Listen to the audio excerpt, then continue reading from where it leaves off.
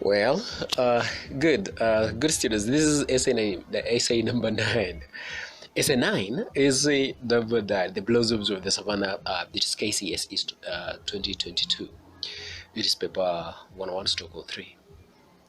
The blossoms of the savannah. Still, we are on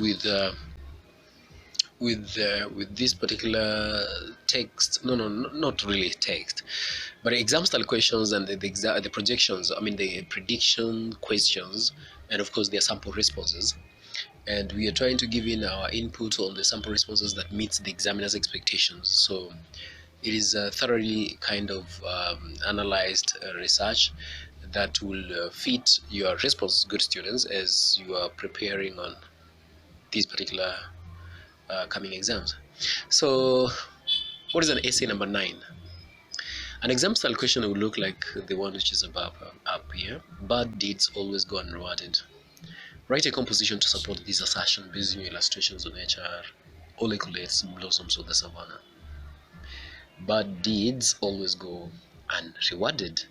Write a composition to support this assertion based on illustrations of nature, oleculates, blossoms of the savannah. 20 marks. So, good students, this down here is a response. Individuals who commit atrocities often fail to achieve whatever they are trying to achieve. Some individuals do shock or cruel things due to their selfishness, but they never succeed. In Blossoms of the Savannah, Olarinkoi, who tries to rape Resian, is hurt and humiliated, and he fails to marry her.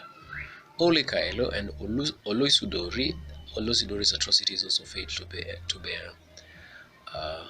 fruits in that concept there. Olosidori plans to forcefully circumcise and marry Resian against her will, but he fails terribly. Olosidori is a sly extortionist who tricks Ole Kaelo, Resian's father, into a business partnership. After helping Ole Kaelo secure several lucrative contracts, he demands to marry Resian forcefully. Resian hates him since he acts suggestively when they first meet. Ole Supeyo had earlier cautioned Ole Kaelo about his randy trades. He tries to woo her with gifts such as golden brooch and bracelets and a spectacular house which she duly hands back. He hatches a callous plan to have Resian kidnapped and anesthetized. Should she turn down the proposal? He fails terribly since Resian calls him mad and says he can only marry her over her dead body. Even after spending millions of shillings and using unethical means to get a wife, Oloisudori fails to get Resian hand in marriage. Olaringoi, who kidnaps Resian with a view of marrying her, is unrewarded. Olaringoi is a wolf in a sheep's clothing. He pretends to be a friend to the Kaelos when he lives with them. He rescues Taiyo and Resian when Ntare and Lante try to rape them, therefore earning Resian's trust. He tricks Resian into believing that he will take her to Ntare-naaju to meet Minik and Ngoitoi and avoid circumcision and marriage to Oloisudori. Instead, he takes her to Inkito village where he tries to rape her and assault her until she passes out. Resian's journey to Inkito and the stay there is harrowing. Luckily, she escapes with the help of Nabaru, and therefore Laringoi fails to marry her. Now he also falls into hiding due to the shame and nearly loses a finger when Resian almost severs it. Surely, bad deeds, good students, always go unrewarded right there. Ole Kaelo's greed for material possession does not bear fruits. Ole Kaelo is sucked in by Olosidori's opulence and apparent generosity that he fails to see the danger that he exposes himself and his family into. After getting into a business partnership with Olosidori, he is thrown into turmoil when Olosidori demands to marry Resian. He is faced with a dilemma of either losing his daughter's faith and love or losing his lucrative contracts and possibly his magnificent house.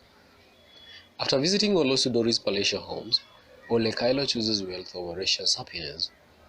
He warms up to the idea of having Resian kidnapped and anesthetized. He receives 500,000 shillings among other gifts but fails to have Resian marry Olosidori. She runs away from home, leaving his father confused. His evil plans prove futile. Mama Milanoi selfishly guards her marriage at the expense of her daughter's happiness. She is a conservative conformist who remains subservient and fails to protect Taiyo and Resian. When they move to Nasila, she is delighted since her daughters will be married by prominent men. She is, however, stuck between the devil and the deep blue sea of either losing her daughter's faith and love or going against the Nasila traditions. She deceives Taiyo and aids 3 women to abduct her and whisk her away to Esoit village, where she is forcibly and brutally circumcised. Her plan fails since Taiyo is rescued by Minik and Ngotoi's team, and taken to Ntare-naaju, where she joins her other girls. In conclusion, bad deeds never bear any fruits. Instead, the perpetrators fail terribly. This again goes to these marks our very abrupt, okay, very brief look into this particular exam style questions and of course the sample response.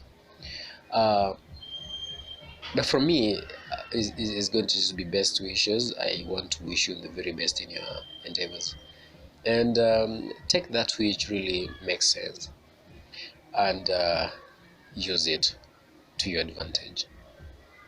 Have a good day for now.